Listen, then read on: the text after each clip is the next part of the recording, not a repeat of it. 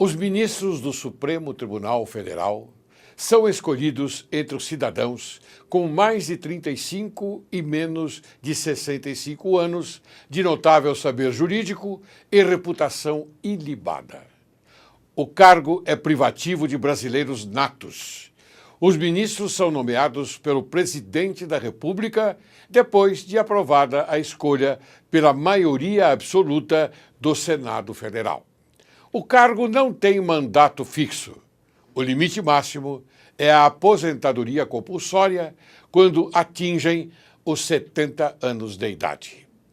O Supremo Tribunal Federal é a mais alta instância do Poder Judiciário do Brasil e acumula competências típicas de Suprema Corte, Tribunal de Última Instância e Tribunal Constitucional, que julga questões de constitucionalidade independente de litígios concretos. Sua função institucional fundamental é de servir como guardião da Constituição Federal de 1988, apreciando casos que envolvam lesão ou ameaça a esta última. Criado após a proclamação da República, o Supremo Tribunal Federal exerce uma longa série de competências, entre as quais a mais conhecida e relevante é o controle concentrado de constitucionalidade através das ações diretas.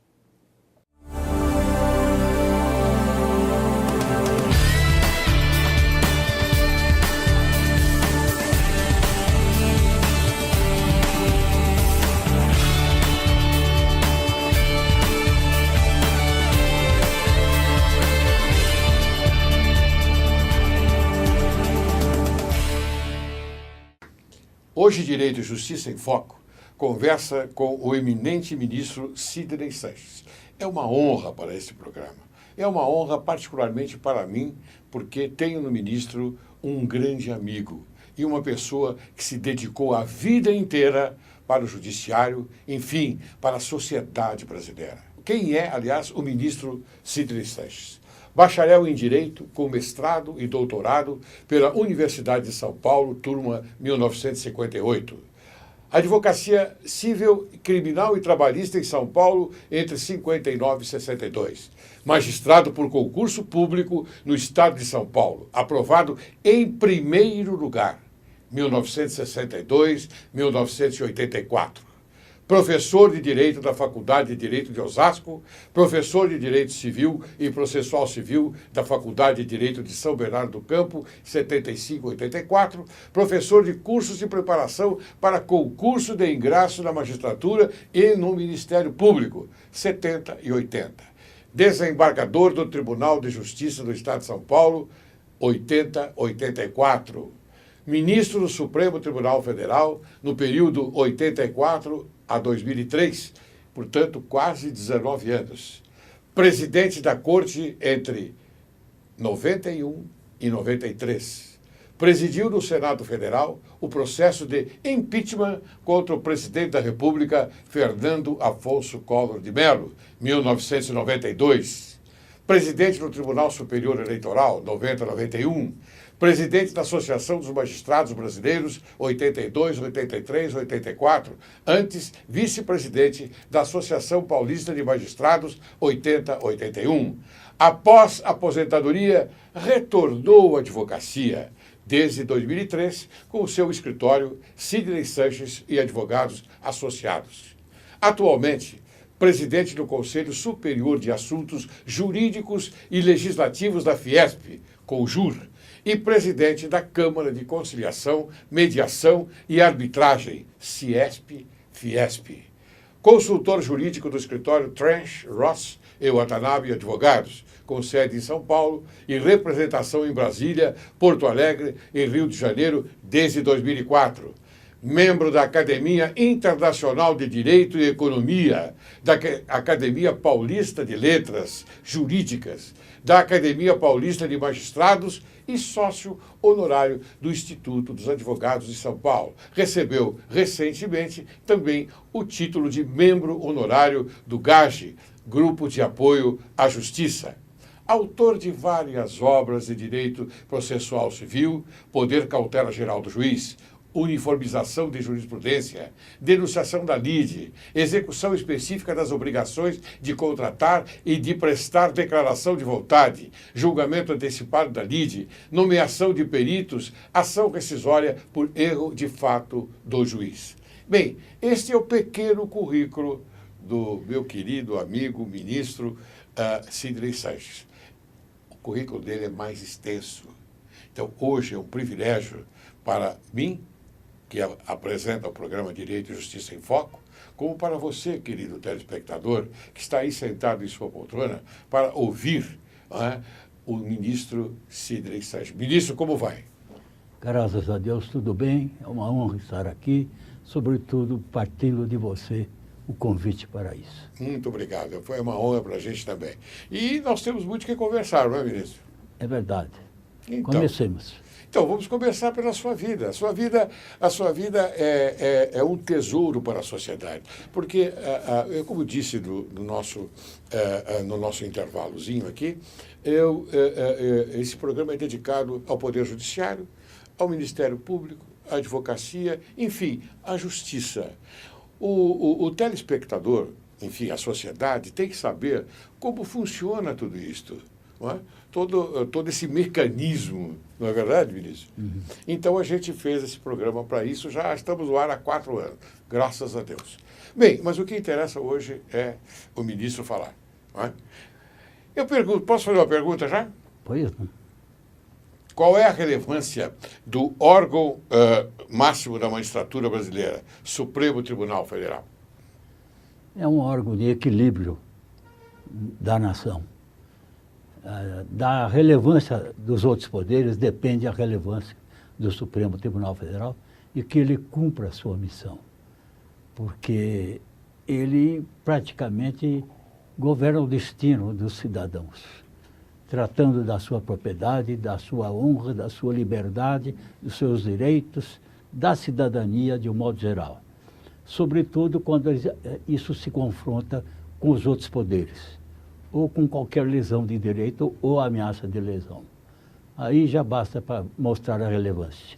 Basta dizer que nos Estados Unidos da América, quando o presidente da República indica um nome para ser ministro da Suprema Corte, e o nome é enviado ao Senado Federal, o país praticamente para acompanhar, para saber quem é aquela pessoa que vai atuar com relação a todas as questões ligadas ao destino do cidadão. Então, o Senado abre praticamente uma devassa sobre a vida daquele cidadão e isso tudo é transmitido pela TV, o povo acompanha com todo o entusiasmo e com toda a preocupação quem vai influir no seu destino dali para frente. No Brasil ainda não temos essa cultura. O ministro é indicado pelo presidente da República ao Senado também, como acontece na Constituição dos Estados Unidos. Mas o povo não acompanha o passo a passo da inquirição a que ele submete, da sabatina a que ele submete e de eventual contestação ou aprovação. Nos Estados Unidos há casos de rejeição do nome indicado. No Brasil, são raríssimos os casos. E um caso foi rejeitado, não era nem de um jurista, era de um médico que foi indicado para compor a Suprema Corte do Brasil, porque à época a Constituição só exigia notável saber, e não notável saber jurídico. E notável saber o médico tinha. Só que, apesar da sua reputação ilibada, acabou não sendo aprovado para a Suprema Corte do país. Mas essa é uma raridade. De qualquer maneira, o que importa é que depois que o Senado aprova numa sabatina e no plenário, o presidente da República nomeia e aí toma posse perante a Suprema Corte. Muito bem, a sua explicação foi maravilhosa. Agora, por que será que nos Estados... Eu sempre faço referência aos Estados Unidos como um país dedicado à liberdade e aos interesses do povo. Por que será que há essa distância entre as coisas que nós temos de mostrar, não é? E o povo e a mídia que não mostra? Por que será? Bem, a formação do americano é anglo-saxônica, cultura inteiramente diferente da nossa. A nossa é latina, é portuguesa, é italiana, é espanhola, e com influência de todos os países do mundo, porque aqui São Paulo é cosmopolita. É verdade. E o país recolhe todos os tipos de origem.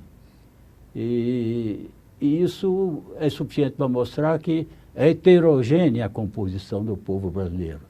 Mas nem por isso deixa de ser um povo feliz, que luta pelos seus direitos e que está preparado para exercer a democracia que acabou de recriar.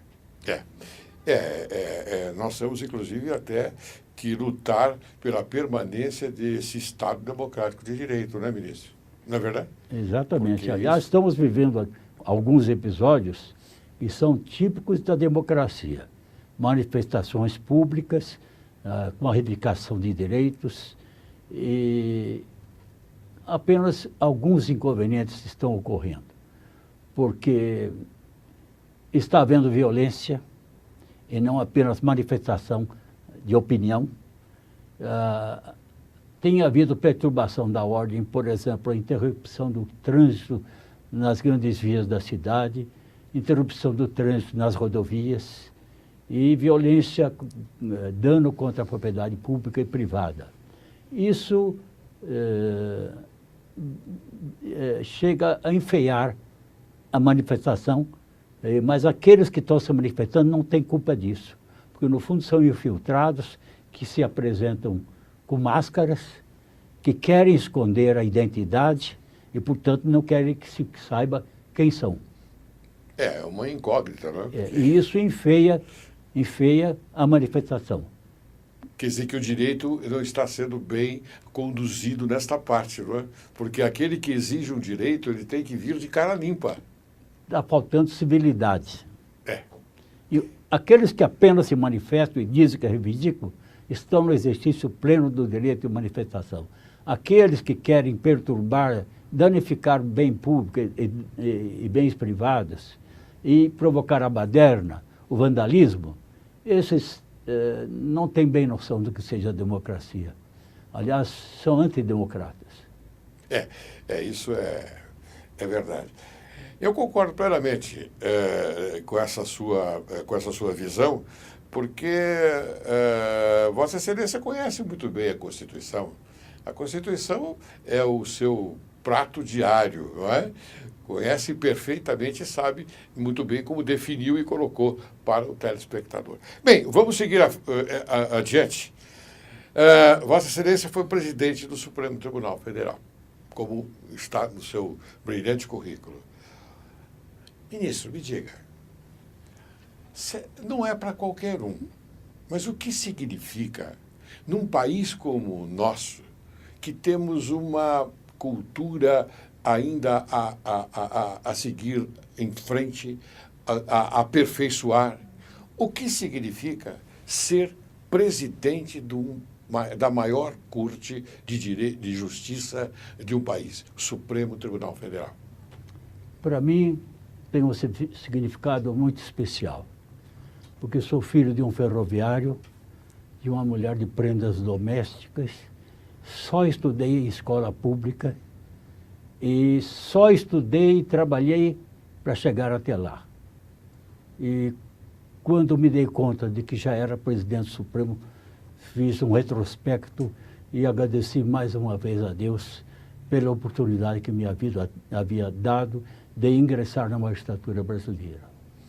A importância da função do presidente da Suprema Corte e da própria Suprema Corte não pode ser nem diminuída, nem aumentada. É um ponto de equilíbrio na nação. Se faltar equilíbrio à Corte Suprema, há risco para as outras instituições e para o país. Muito bem. Então, essa é uma definição que é bastante clara e bastante forte. Não é? Muito bem. Então, eu queria que agora o ministro contasse para nós como foi o maior julgamento do século na América Latina e o mais eloquente do Supremo Tribunal Federal. Vossa Excelência foi o julgador do impeachment de um presidente da República em 1992. Eu tive a oportunidade, quando lancei este livro aqui em São Paulo, Crime Complexo, que Vossa Excelência teve a oportunidade de me prestigiar, eu fiz uma página, uma homenagem para o ministro Sidney Sanches, não é, a respeito da sua vida, e coloquei também este pedaço da sua vida, que foi, eu digo aqui, no auge dos acontecimentos, no ponto mais alto dos fatos, Vossa Excelência declarou: eu tenho o caminho para acertar, olhar para Deus. Isto no tocante ao julgamento do impeachment do Collor, do Collor de Mello. Então, essa é a pergunta que eu faço, com esse adendo aqui, que eu quero, de público, agradecer muito a sua manifestação em relação a mim, que eu fico bastante envaidecido. Então, conte para nós. Bem, o processo de impeachment do presidente da República foi um fato inusitado no país e que aconteceu quando a democracia estava sendo reinstalada no país, porque havíamos tido o período autoritário, que durou de 1964 até 1984, 80 e pouco, e o julgamento ocorreu em 1992. O presidente Collor, que foi eleito, foi o primeiro presidente da República eleito depois da Constituição de 89. Eu era vice-presidente do Tribunal Superior Eleitoral e fui relator geral das eleições de presidente Collor.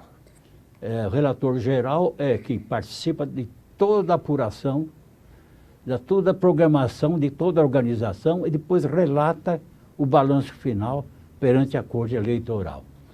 E eu, por incrível coincidência do destino, não só pude escolher o diploma que ia ser entregue ao presidente Collor, como depois retirá-lo no processo de impeachment do presidente da República.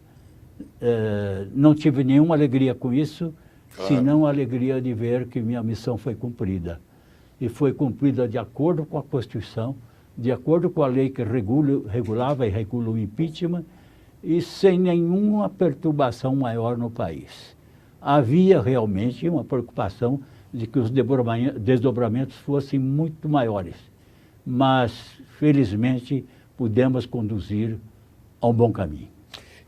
Essa passagem eu deixei aqui bem claro e fiz questão de transmitir ao telespectador, porque eu me lembro muito bem que quando nós conversamos a respeito desses fatos, o ministro disse: eu tenho Deus como o meu caminho. O ministro é muito religioso, cara, telespectador. Muito religioso, ele tem uma fixação importante em Deus, como todos nós temos.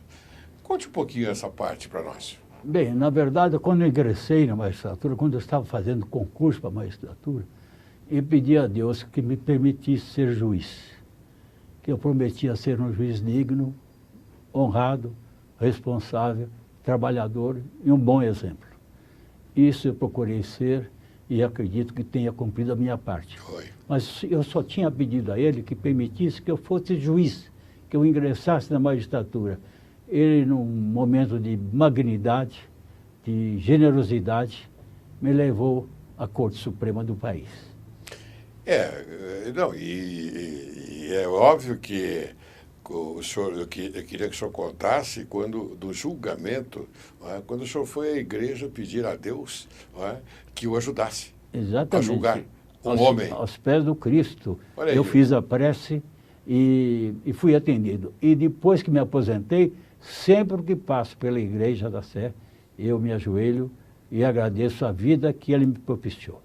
Olha que maravilha, telespectador. Esta é a vida de um homem bom, de um homem que chegou ao cargo máximo do judiciário brasileiro.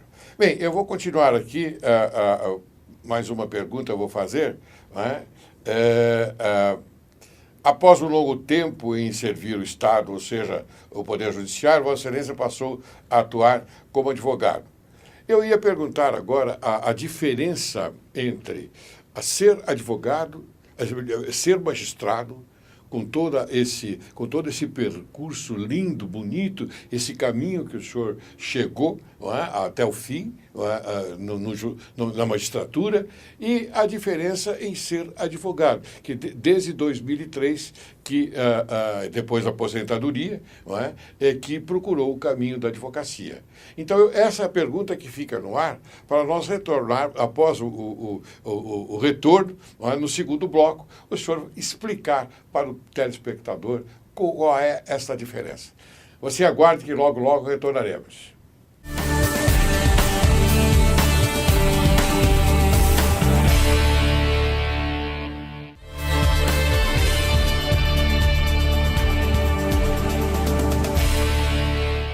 Ao retornarmos, eu faço novamente a pergunta ao ministro Sidney Sanches. Então, ministro, qual é a diferença entre ser um magistrado, da sua qualificação, da sua qualidade, e um advogado também da sua qualidade?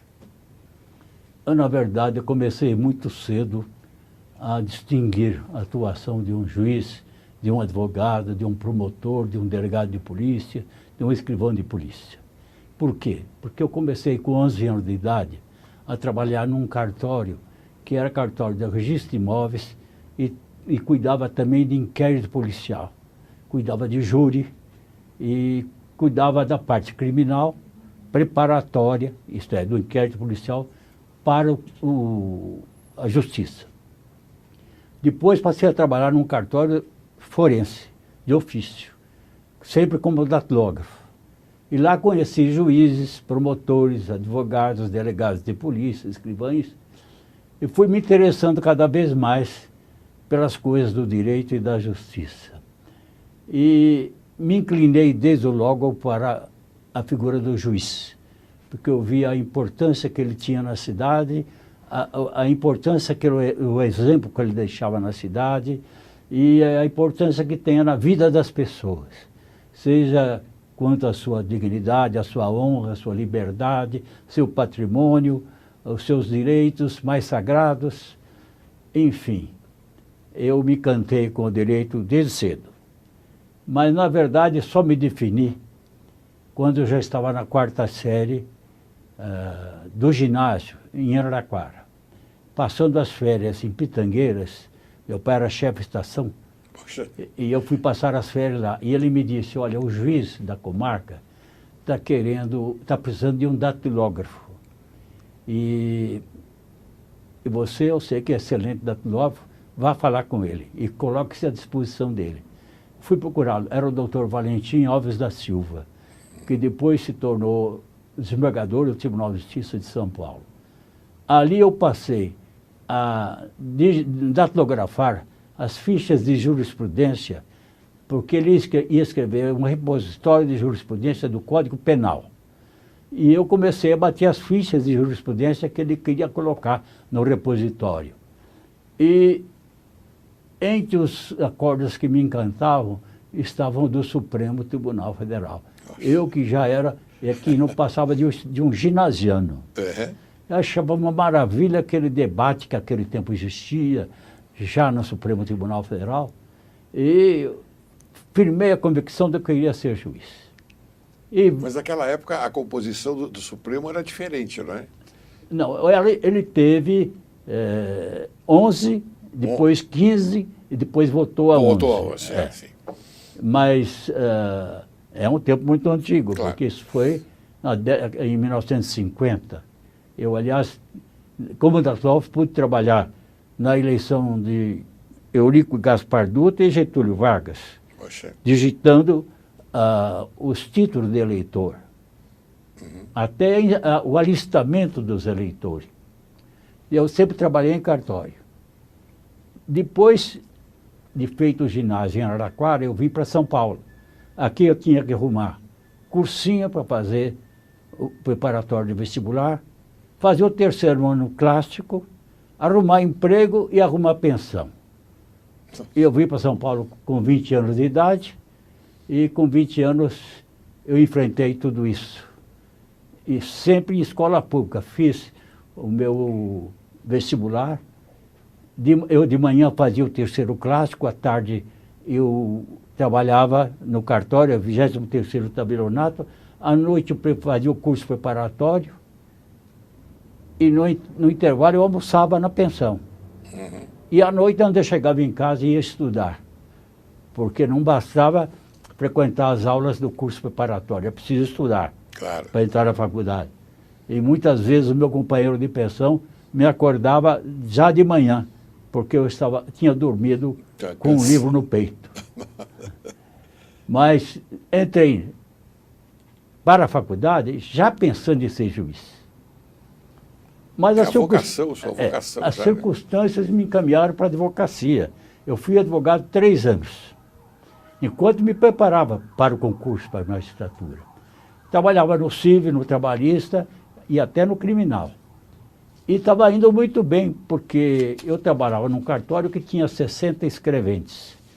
Quando eu montei meu escritório, eu montei no mesmo prédio e todos os escreventes me mandavam serviços, todo tipo de serviço, civil, trabalhista e criminal.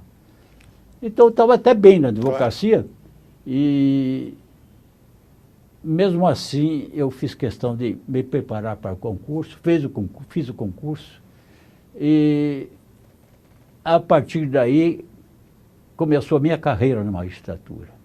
Comecei como substituto em Santo André, São Bernardo, São Caetano e Guarulhos, preparando-me para a primeira instância. Quem não conhece bem o judiciário, você conhece muito bem, não entende bem como é que alguém vai, começando a carreira, vai para uma cidade tão grande como Santo André, São Bernardo, São Caetano e Guarulhos.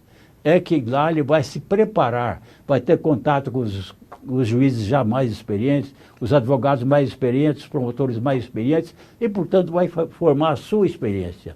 Daí ele vai promovido para a primeira instância. A promoção para mim foi para São Bento, Sapucaí, que é uma comarca bem pequena, na divisa de Minas Gerais, entra-se em Minas para depois se entrar em São Paulo, e perto de Campos do Jordão. Lá fiz a primeira instância de 64 a 65. Depois promovido a segunda instância para Guararapes, na Alta Noroeste, para lá de Araçatuba, 600 quilômetros de São Paulo. Terceira instância, Itapeva, região de Itapetininga, anos de 66 e 67. 67 fui promovido para a capital, substituto de primeira instância, o cargo já era de quarto degrau, e depois titular da primeira vara civil. Aqui de São Paulo. Em São Paulo. Em seguida, foi promovido a substituto de segunda instância, naquele tempo falava-se remoção. Remoção do quadro de primeira instância para segunda instância. Isto é, para substituir juízes nos tribunais de alçada e desembargadores no Tribunal de Justiça. Fiquei nesse cargo durante 7 anos. Depois foi promovido em 89 para Tribunal de Alçada Criminal, onde permaneci apenas 4 meses, porque a essa época eu estava fazendo mestrado e doutorado em processo civil na Faculdade de Direito da USP. E achei que seria melhor para mim estar em contato com a matéria civil no Tribunal de Alçada Civil. Por isso eu me removi para o primeiro Tribunal de Alçada Civil em 1979 para 80. Permaneci 1 ano e meio, ou 2, e em seguida, em 80, fui promovido a desembargador do Tribunal de Justiça, onde permaneci por 4 anos, até ser nomeado ministro do Supremo Tribunal Federal. Que maravilha, que carreira belíssima sua, hein, ministro? Carreira belíssima sua. É o que eu digo sempre aqui aos telespectadores, ministro, porque o Direito e Justiça em Foco traz para o telespectador, leva ao telespectador e traz pessoas assim como Vossa Excelência. É um exemplo de vida. É um exemplo de vida que deve ser adotado, porque isto é um incentivo. É um incentivo. Vossa Excelência teve uma vida bastante difícil, não foi fácil. É que o que a gente diz quando fazemos palestras aqui no Tribunal de Justiça, quando recepcionamos alunos de outras faculdades, de faculdades de Direito. Não é? Outro dia me perguntaram, uma aluna me perguntou, desembargador, como é que a gente chega ao cargo de desembargador? Eu parei uns 2, 3 minutos, não é? E disse, não é fácil, é muito difícil sim. Mas o que é preciso? Bom, eu vou enumerar 10 itens. Estudar, estudar, estudar, estudar, estudar, estudar, estudar, estudar, estudar, estudar. Olha, e depois continuar estudando. Estou errado, ministro? Não está. E no seu caso, foi pelo 5º Constitucional, classe dos advogados, que se destacou como advogado, foi considerado pessoa de notável saber jurídico e reputação ilibada, e nessa qualidade escolhido para compor um Tribunal de Ação Criminal de São Paulo. Foi. Depois para o Tribunal de Justiça de São Paulo. No caso da carreira de juiz é diferente. Ele entra para o concurso, percorre as instâncias de entrâncias e chega depois, eu cheguei ao cargo de desembargador 18 anos depois do meu concurso. Entrei em 62 e cheguei a desembargador em 80. E antes de chegar mesmo ao órgão especial do Tribunal de Justiça, porque eu era o número 47, o tribunal era composto de 25, o órgão especial, eu fui promovido, fui nomeado ministro do Supremo Tribunal Federal. E lá fui também presidente do Tribunal Superior Eleitoral, mas também tive atividade política corporativa, de entidade de classe, fui presidente da Associação dos Magistrados Brasileiros, antes tinha sido vice-presidente da Associação Paulista de Magistrados.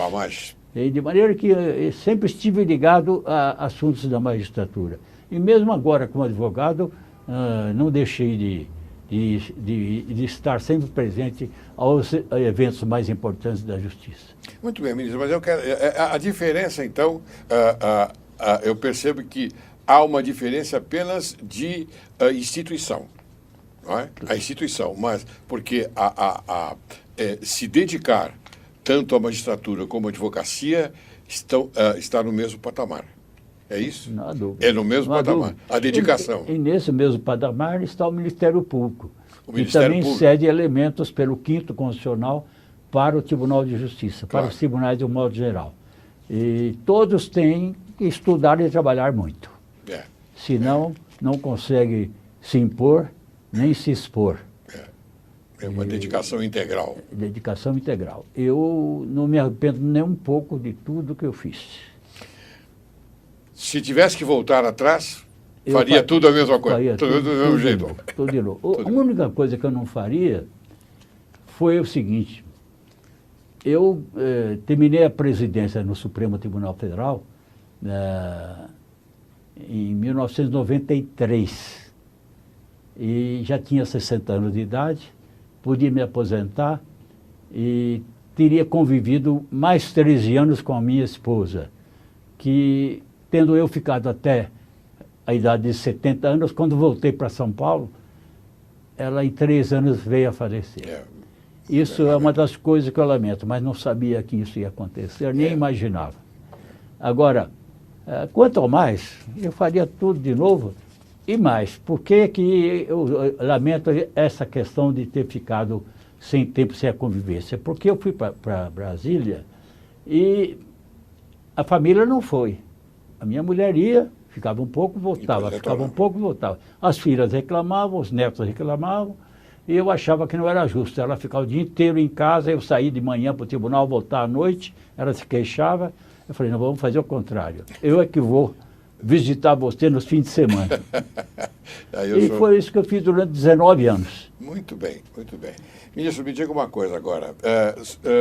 Sabe que existe o Grupo de Apoio à Justiça, do qual Vossa Excelência é membro honorário, que nós otorgamos um certificado há pouco tempo atrás. Sobre o Grupo de Apoio à Justiça, eu digo os juízes e desembargadores que se aposentam ou pela compulsória ou então porque chegaram o momento para se aposentar. Vossa Excelência acha que eles devem continuar servindo o judiciário, se puderem, se tiverem tempo para isto?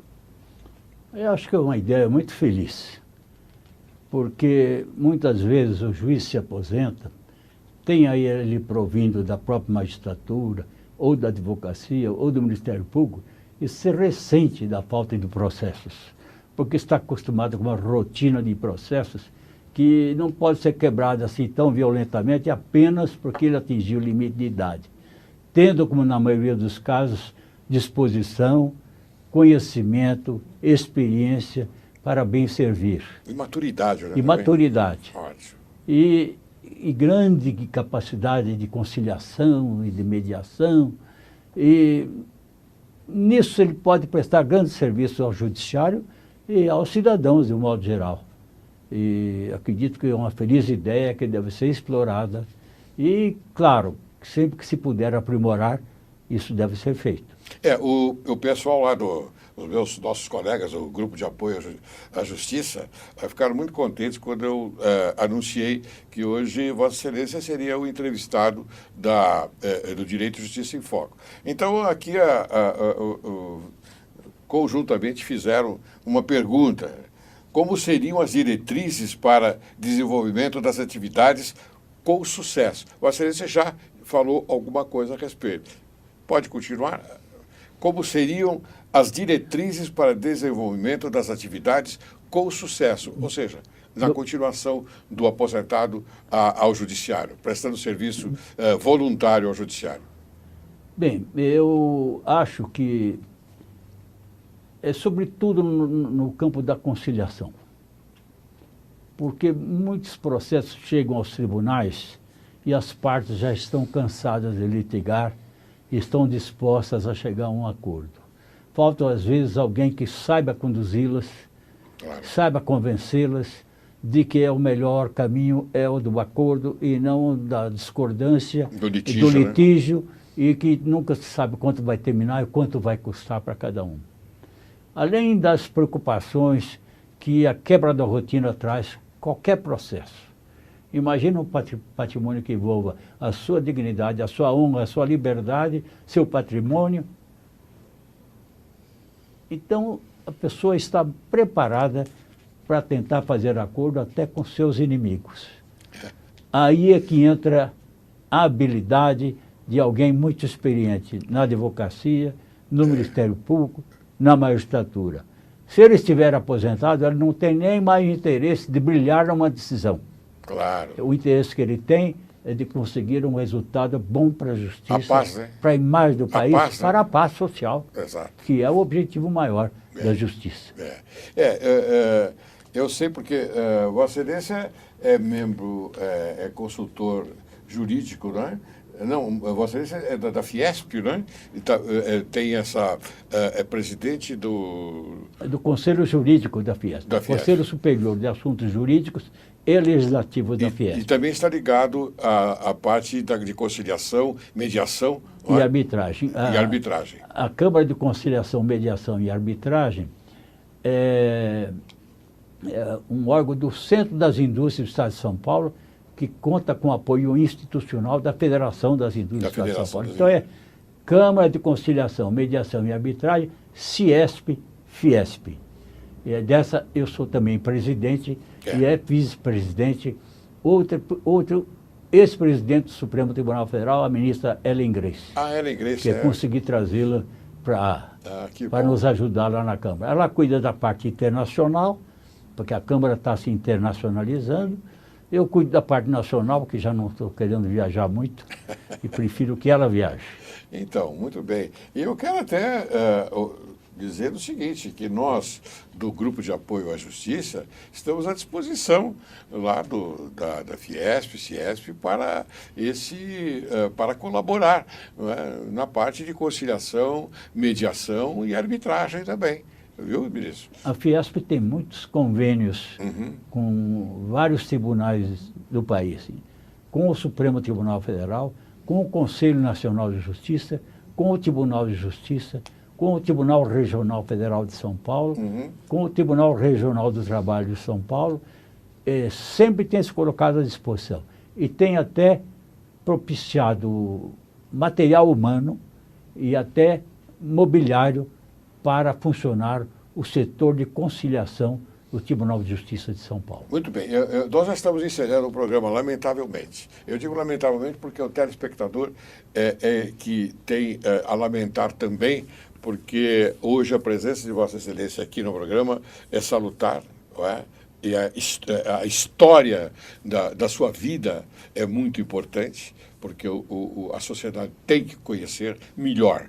Conhece, mas tem que conhecer melhor. E nós fizemos um esforço muito grande para levar isto ao telespectador. Eu digo esforço porque não é fácil trazer o senhor aqui. O senhor é um homem muito importante. O senhor, inclusive, é membro da Academia Paulista de Letras Jurídicas. Olha quanta coisa que o senhor faz. Graças verdade, a Deus. Mas graças a Deus, ministro. Graças a Deus. Ótimo. Muito bem. Então, eu queria que agora Vossa Excelência apresentasse as suas considerações finais sobre tudo aquilo que nós conversamos e se o senhor tem alguma mensagem para passar para o telespectador. Eu vou passar uma mensagem para os mais jovens. Tá bom. Como eu fui. Eu sempre acreditei no nosso país. Continuo acreditando. Sei que o povo não tem tudo o que merece, mas é o povo que vai conquistar isso. E vai conquistar de que modo? Lutando, estudando, trabalhando, reivindicando, tudo com respeito às leis do país. Porque as leis do país são feitas por pessoas que o povo escolheu. Se não soube escolher em qualquer momento, escolha outro. O legislativo é a caixa de ressonância do país. O judiciário é a última tribuna dos prejudicados em seus direitos. E o executivo é quem governa o país. Quando nós conseguimos entender os três poderes e as aspirações que cada um temos e nos expusermos a isso, o caminho está aberto e Deus saberá abençoá-lo. Muito bem, ministro. Eu agradeço muito a sua atenção para conosco e eu espero que essas suas palavras tenham um reflexo bem acentuado para a sociedade brasileira, porque essa mensagem é uma mensagem salutar. Muito obrigado. Obrigado, Marcelo.